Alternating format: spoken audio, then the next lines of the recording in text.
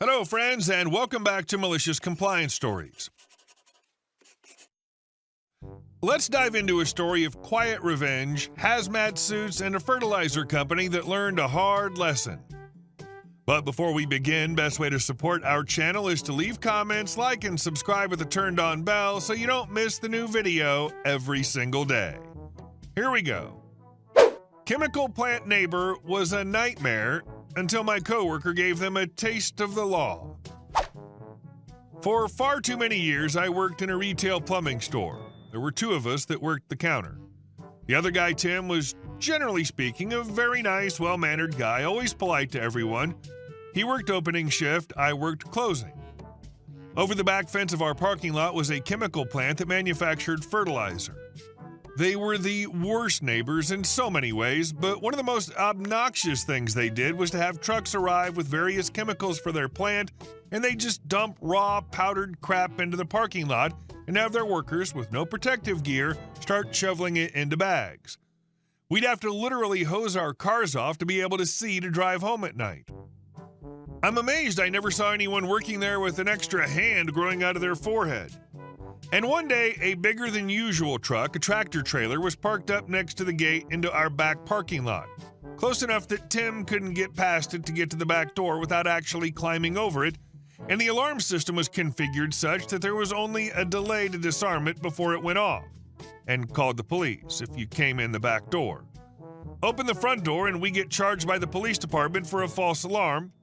So he goes into the office next door and politely, and he was always polite, asked the driver to move it. The driver's response was, "Go F yourself." Okay, well that's anatomically unlikely, but still, waters run deep. Effing you is certainly possible. So in climbing over the truck to get in, he notes that it's parked in a fire lane and calls the cops, who hated this company as much as anyone, for good reasons, but that's another story.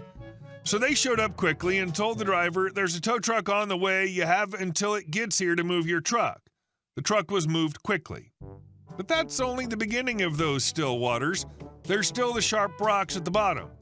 From that day on, every time they unloaded one of their trucks onto the asphalt, he'd call the fire department, who handle hazmat situations.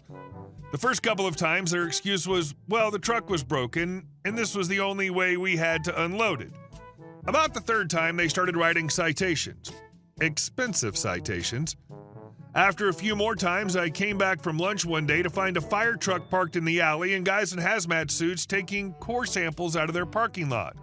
They apparently came within a few parts per million of having to pay to have the entire parking lot dug up and hauled off to a toxic waste dump, which in California would probably have cost them 7 figures. And it's federal law, so their friends in the city government couldn't protect them. But they were never rude to Tim again. Once we, or rather the kid who worked in the detailing shop we shared a building with, taught their stupid Doberman to stay out of our parking lot, they were still annoying, but not nearly as much so. Companies like that are why our drinking water's so polluted. Good on your colleague for getting police and the fire department involved. A call to OSHA might also have been productive for those poor workers. And our second story. Neighbor destroyed my landscaping. I've lived in my house for 6.5 years, and honestly, it's been pretty peaceful. No issues with neighbors or anything. That is until yesterday. I came home during my lunch break from work. It was a mandatory Saturday shift, so I was already in a bit of a mood, and as I pulled up, something felt off. My 2 beautiful crepe myrtle trees and the large privacy bush on the corner of my yard looked like they'd been butchered. Not trimmed, not pruned, just absolutely decimated. Now, I need to explain something here. I hire a landscaping company to take care of my yard, so if anything needed to be trimmed, they'd handle it. These weren't overgrown or unruly either. I liked them full because they gave me privacy from all the cars passing by. I live on a corner lot, so that coverage is gold. But now, my yard looked like absolute garbage. At first, I tried to make sense of it. My initial thought was, maybe the power company came by to trim around the lines. Annoying, but at least that would have made some sense.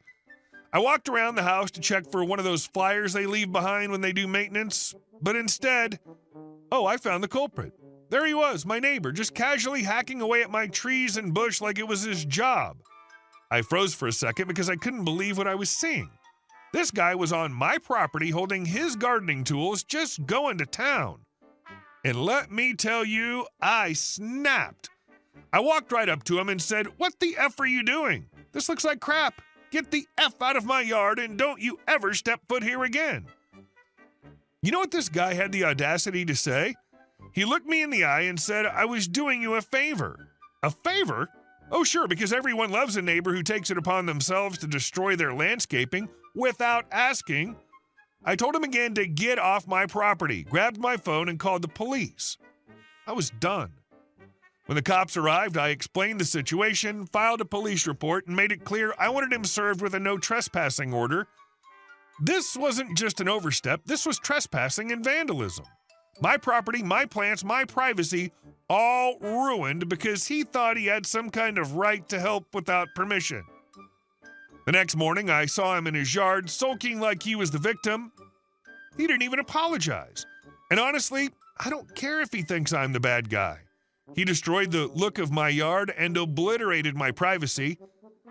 This wasn't a mistake, it was sheer entitlement. Now, every time he looks at my yard, he'll have to stare at the mess he made, knowing he's banned from stepping foot on my property again. And me? I'm getting my landscaping company to come out and fix the damage. This guy can stew all he wants, but if he tries anything like this again, I'm ready for round 2. Neighbor can legally trim only those branches from your trees and bushes that cross over the property line onto his property. He cannot step foot onto your property to do it, so he was in fact trespassing, and any trimming he did is a crime. It's vandalism since he didn't ask for your permission, nor did you invite him to do it. And our last story. HOA from hell. I know some people think being a stay-at-home parent's an incredibly tough job. Taking care of a child, cooking, cleaning, doing laundry. Sure, of course. But listen to me carefully. It's 10 times easier than my previous job. Let me tell you how I ended up in this role. When I was dating my girlfriend, now my wife, her career skyrocketed. I mean, it took off like a rocket. Around the same time, we had a son, and we faced the classic decision, who would stay home with the baby? One evening over dinner, my wife looked at me over her plate of pasta and said, "Hey, what if you stayed home with the baby while I focused on work?" I almost choked. "You're suggesting I become a stay-at-home dad?" She shrugged. "Yeah, you hate your job anyway, and you're great with the baby. Besides," she squinted as if preparing to play her trump card, "you'll get to sleep in, avoid traffic, and basically wear pajamas all day." I thought about it. These were probably the most convincing arguments I'd ever heard. "All right," I said, pretending it was a tough decision. "I'll make this sacrifice for the family." And so I became a stay-at-home dad. At first I thought it would be challenging, but within a month I realized, honestly, it was awesome. Cooking? No problem. I followed cooking blogs, copied recipes from videos, and got my wife's approval. Cleaning? Easy. Vacuum cleaners and dishwashers do 90% of the work. Raising a child? That was fun.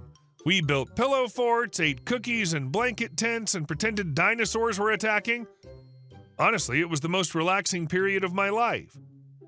But remember this moment. It's important later, because this stay-at-home relaxation became a key factor in my battle with one of the most obnoxious people I've ever met. Meet Kevin. He'll show up soon, and trust me, you're gonna hate him. 10 years into our marriage, I inherited a house. Beautiful, spacious, perfectly located, closer to my wife's work, and in a great neighborhood. There was just one catch. It was right next to an HOA, Homeowners Association, but not actually part of it. And that became a problem named Kevin. Kevin was the HOA president and the most petty, arrogant, and insufferable person I'd ever met.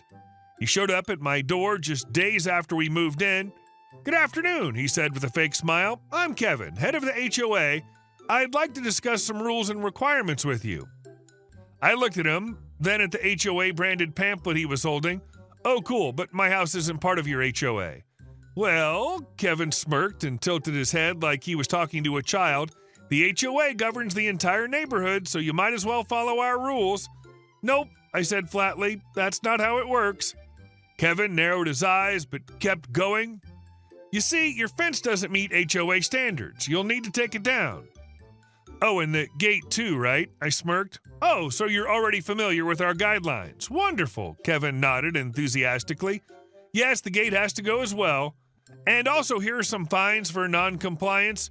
He pulled out some form and handed it to me. I didn't even bother looking at it. No thanks. Excuse me? His smile twitched. I'm not in your HOA. You have no authority over me.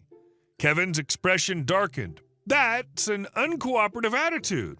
We don't need troublemakers in this neighborhood, you understand? Then don't make trouble, I shrugged. Have a nice day. I shut the door. But Kevin didn't stop. He flooded my mailbox with official fines, complaints, and threats, claiming I was illegally constructing buildings, ruining the neighborhood's aesthetic. My house was just beige, unlike their dull pastel gray boxes, and undermining the unity of the HOA. I ignored him. But when I received a letter threatening eviction, I knew it was time to respond. I gathered my documents, purchase agreements, inheritance papers, historical records. Plain as day, my house had never been part of the HOA. Then I took it to court. Kevin, of course, did not expect that. He sat in the courtroom, red-faced, and stammered about community values and neighborhood spirit. The judge cut him off. Do you have any legal documents proving this house belongs to the HOA? Well, technically, Kevin stuttered. A clear answer, please. Do you have the documents? No, he mumbled. Then case closed, the judge said, slamming her gavel. The HOA has no authority over this property. Furthermore, Mr. Kevin, you will pay damages for harassment. Kevin turned pale. Shortly after, he was removed as HOA president, and the new guy was much more reasonable. He simply left me alone. But the story doesn't end there. You see, Kevin never saw my wife when he came to our house. A while later, my wife invited me to a charity gala hosted by her company. And that's when something unexpected happened. I saw a familiar face, Kevin. He looked disheveled, miserable, and was standing off to the side, avoiding eye contact. I leaned toward my wife and whispered, "Tell me that guy isn't... That's not..." "Oh, him?" my wife sighed. "He's one of our assistant accountants." Turns out Kevin had been working at my wife's company this whole time. And, well, let's just say he wasn't exactly thriving. Complaints from coworkers, constant mistakes in reports, inability to work in a team. So that's why he's so bitter, I muttered. He resents everyone who surpasses him. My wife sighed. Well, he won't be around for long. This morning he got his final warning. I think tonight's his last evening with the company. I didn't gloat, but I did learn something important that night. Karma works. And sometimes just being a housewife is the most powerful position from which to strike. Hey guys, thank you all for watching the video. I'll see you in the next one.